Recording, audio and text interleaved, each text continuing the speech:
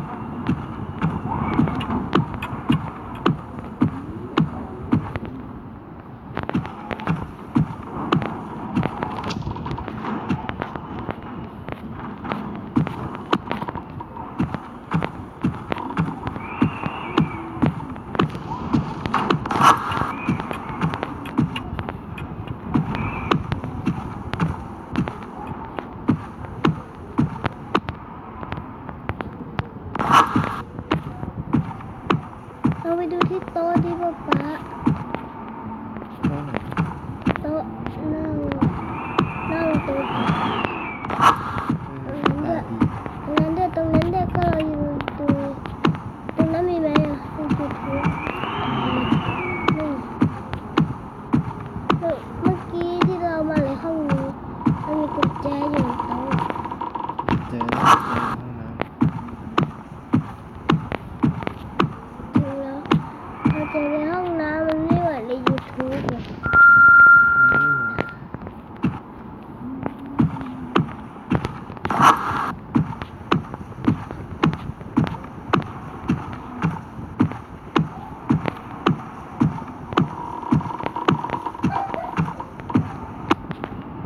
นั่นข้างตู้เย็นอ่ะ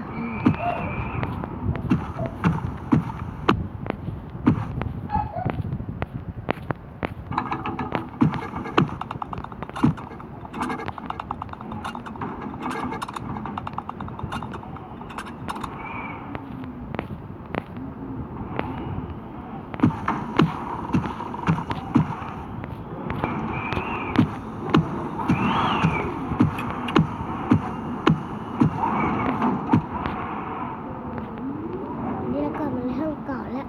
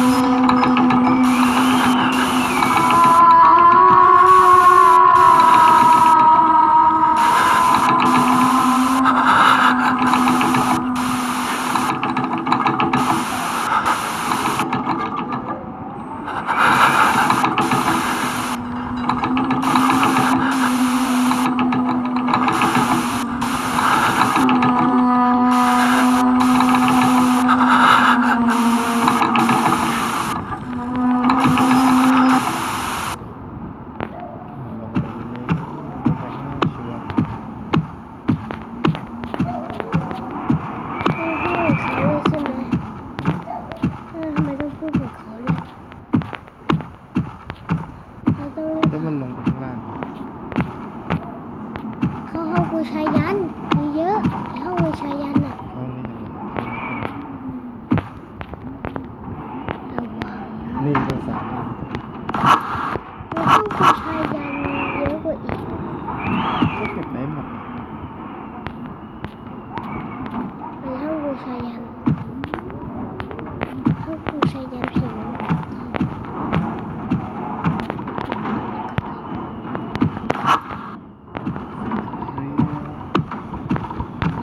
สามเงินไม่ต่างเยอะเท่าไหร่ ป๊าตอนนั้นที่เรามาเล่นมันมีเยอะเองนะมันมีรอบไฟอันนี้เลยอ่ะ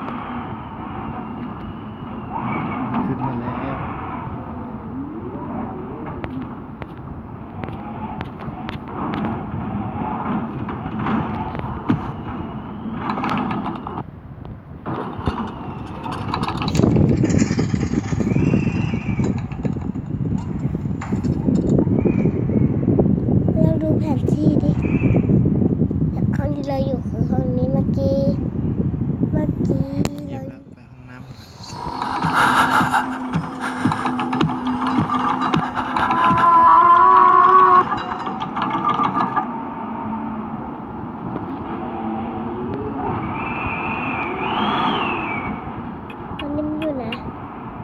อยู่ชั้น 2 ใช่ฉันเจอกับเราไหม ตามมาชั้นได้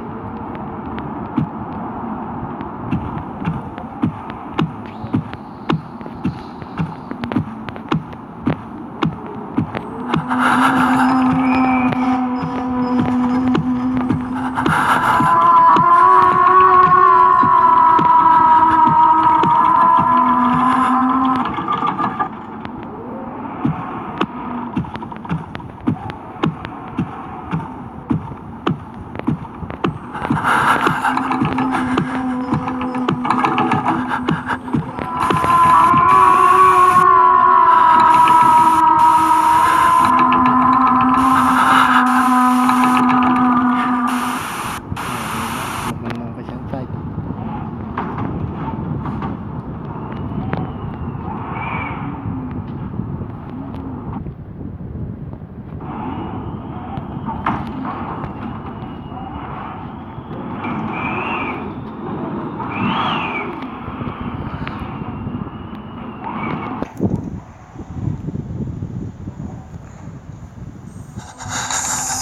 ขึ้นไปแล้ว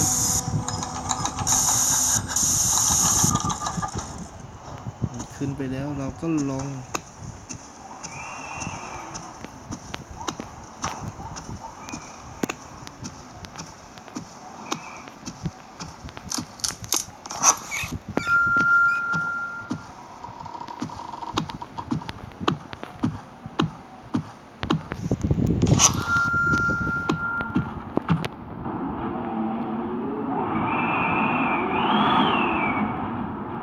นี่นะ ชั้น ไปเลย14 3วิดเว็บครบแล้ว ที่เหลือแค่กุญแจ แจมีแล้ว เก็บได้ครบ2 อันแล้วใช่ไหม อืม แล้วก็ประตูที่เขาบอกอะประตูเหล็กอะประตูเหล็กที่มันมีรถขายอยู่อะอยู่แล้วก็จะออกไปได้แล้วก็จะเป็นผู้ชนะ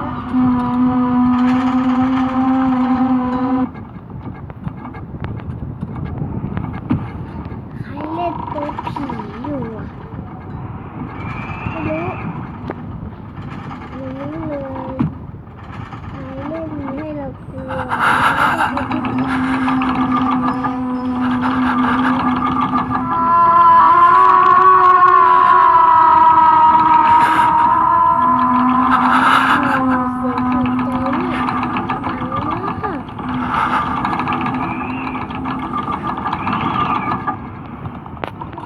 เจอผีแล้วมันจะย่องไปเจอแทนแน่ใจ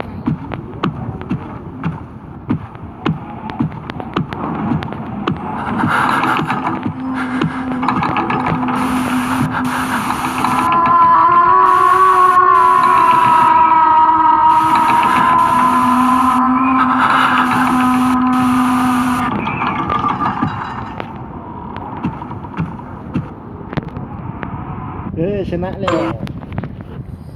นี่นะว่าเปิดประตูไปตั้งแต่เมื่อไหร่อะ เมื่อกี้เนี่ย ใช้อะไรเปิดอ่ะ